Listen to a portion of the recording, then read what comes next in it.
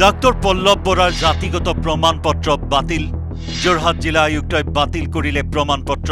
দোষীক কঠোৰ শাস্তিৰ দাবী অনুসূচিত জাতি সংগ্ৰামী যুৱ পৰিষদৰ। ভুৱা জাতিগত প্ৰমাণপত্ৰ লৈয়ে ইমান দিনে চাকৰি কৰি আছিল ডাক্তৰ পল্লৱ বৰাই। অনুসূচিত জাতিৰ লোক বুলি ভুৱা প্ৰমাণপত্ৰ লৈ চাকৰি কৰি আছিল চিকিৎসকজনে। অৱশেষত ধৰা পৰিল ডাক্তৰ পল্লৱ বৰা। যোৰহাট জিলা আয়ুক্তই বাতিল কৰিলে চিকিৎসকজনৰ প্ৰমাণপত্ৰ। লখিমপুৰ চিকিৎসা মহাবিদ্যালয়ত 4 বছৰ ধৰি সহযোগী অধ্যাপক ৰূপে কৰ্মৰত আছিল ডাক্তৰ পল্লৱ বৰা। ভুৱা প্ৰমাণপত্ৰ লৈ চাকৰি কৰি থকা লোকৰ বিৰুদ্ধে তদন্তৰ দাবী কৰিছিল অনুসূচিত জাতি সংগ্ৰামী পৰিষদে। প্ৰেৰণ কৰিছিল স্মাৰক পত্ৰ।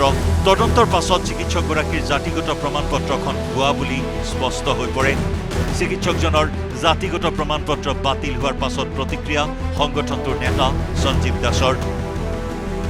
উপায়ুক্ত মহোদয়ে পল্লৱ কুমাৰ বৰাৰ জাতিগত প্ৰমাণপত্ৰ বাতিল কৰিছে।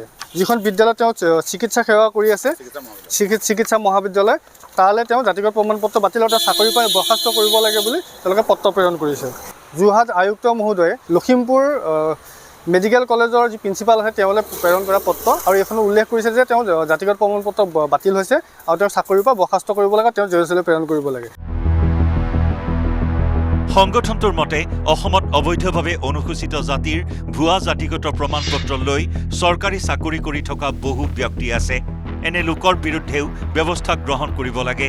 কেৱল ডাক্তৰ পল্লৱ বৰাক গ্ৰেপ্তাৰ কৰিলেই নহ'ব, যিসকল লোকে জাতিগত প্ৰমাণপত্ৰ প্ৰদান কৰিছিল তেওঁলোকো তদন্তৰ আওতালৈ আহিব লাগে বুলি দাবী সংগঠনটোৰ। অতি শীঘ্ৰে ভুৱা জাতিগত প্ৰমাণ থকা লোকৰ সম্পত্তিও জব্দ কৰাৰ দাবী সঞ্জীৱ দাসৰ।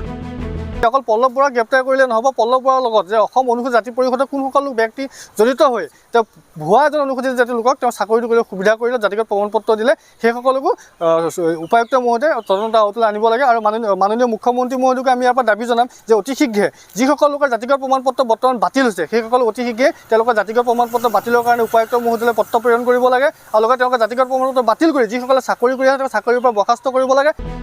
ভুৱা জাতিগত প্ৰমাণ লৈ ইমান দিনে চাকৰি কৰি থকা চিকিৎসক পল্লৱ বৰাৰ বিৰুদ্ধে চৰকাৰে কি ব্যৱস্থা লয় সেয়া হ'ব অত্যন্ত গুৰুত্বপূৰ্ণ।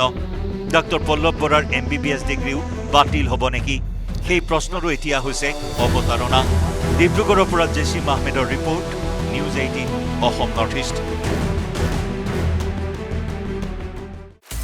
আপুনি বিচৰা বাতৰি পাব কেৱল নিউজ 18 এপত।